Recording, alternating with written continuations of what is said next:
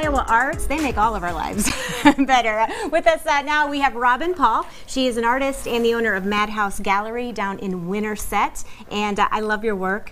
You work in all different mediums, so thank you very much for joining us. And thanks for having me today. And talk a little bit about not only just a little touch on the art and what you're kind of, passionate about, and then we're going to talk a little bit about you also love to teach others to embrace that. I do. Primarily, I'm a glass blower, so I have a glass studio, or I did until recently. So until I can relocate the glass studio, I've really focused on a lot of the other classes that I teach in the studio, which is part of what we're doing today.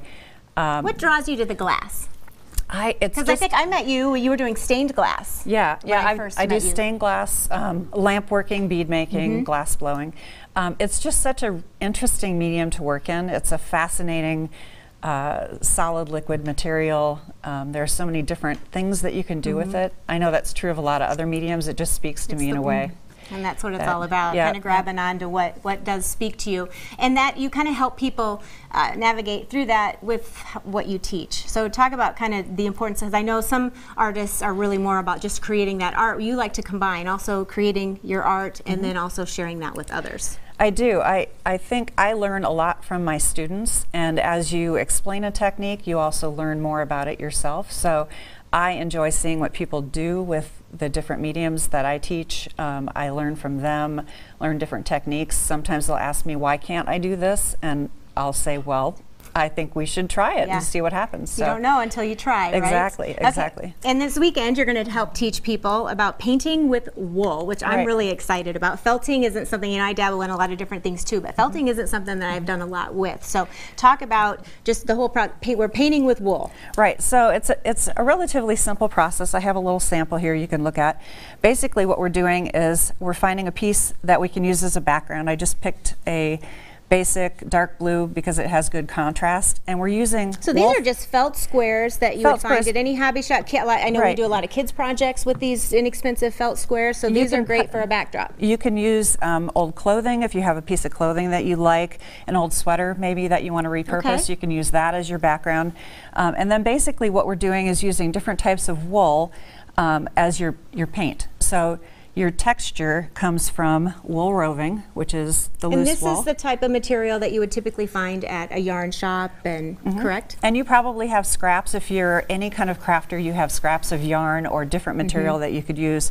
You can also use pieces of felt. So in one of our samples, I have little bits of an old sweater that I liked, and I just created a piece with that. With the piece that I created here, I used my background, some loose roving. Okay, talk about what you have this on. This looks like a brush. It is kind of a brush, and the whole purpose of that is this felting tool has needles, and it's going to be pushing the fiber through.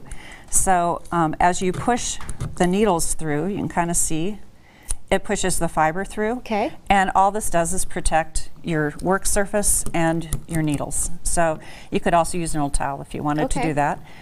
So I have kind of some pieces picked out. All right.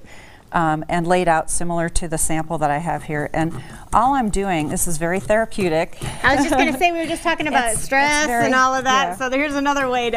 And it's a great creative way. Any art project or working with your hands and any of that is great for that. So you can kind of see as it's working its way through. And the more punches that you do, the more it will force the fibers through the background to create the art piece.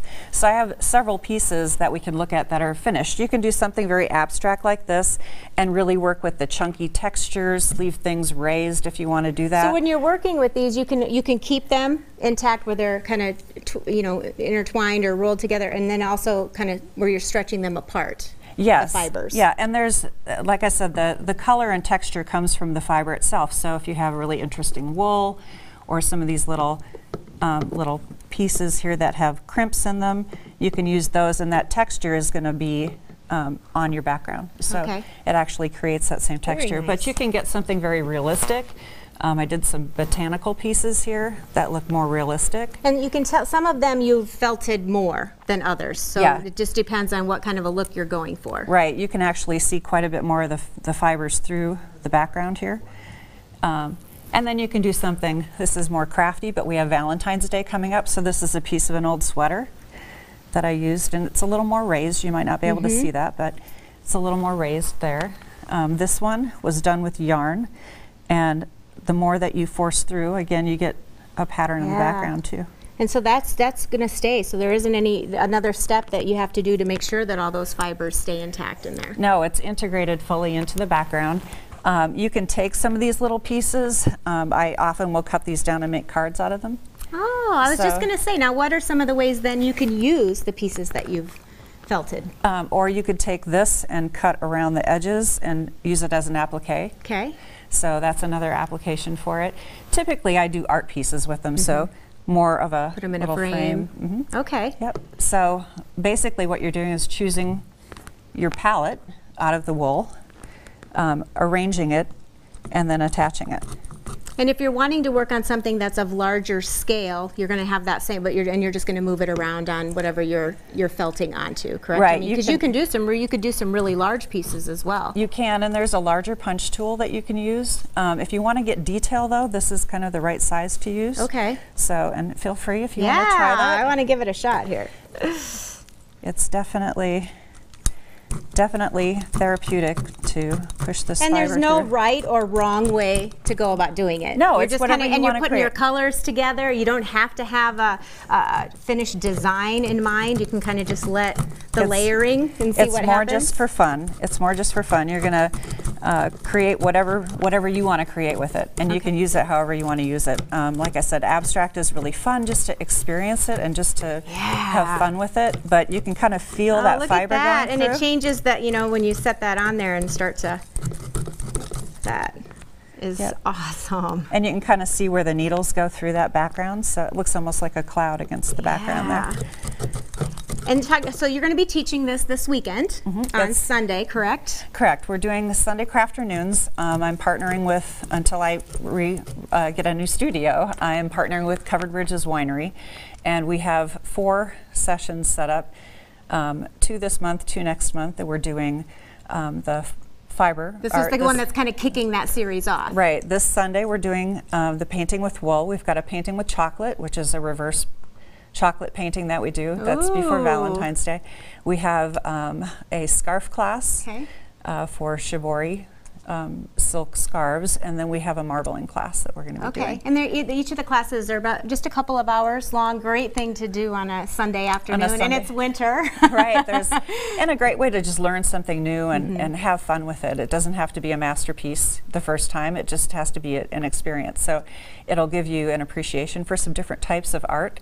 Most of them are fiber focused. There is one food one, but it's a great fun experience, relatively inexpensive, good for all ages, and a beautiful location. Yeah, and fiber arts are very inviting for people to work with. I think. Very tactile. I mean, it's fun to just feel the wool, touch the pieces, and then make something fun with it. And do you still have a few slots available for people on Sunday? We do. We just started advertising, so we've got spaces on Sunday, and I think we have space in the rest of the classes. So. Okay, and you can go to coveredbridgeswinery.com for more information on the classes that are coming up. Yours is taking place this Sunday from 2 to 4, and you can get tickets and get your spot registered there as well, correct? Yep, beautiful location, great for all ages. And you're a fabulous teacher, so. Thank you. Thank you. I love it. I highly recommend them coming in and learning from you. Thank you very much for joining us here. Thank you so much for having me this morning, and we look forward to having you back. That painting with chocolate sounds pretty exciting.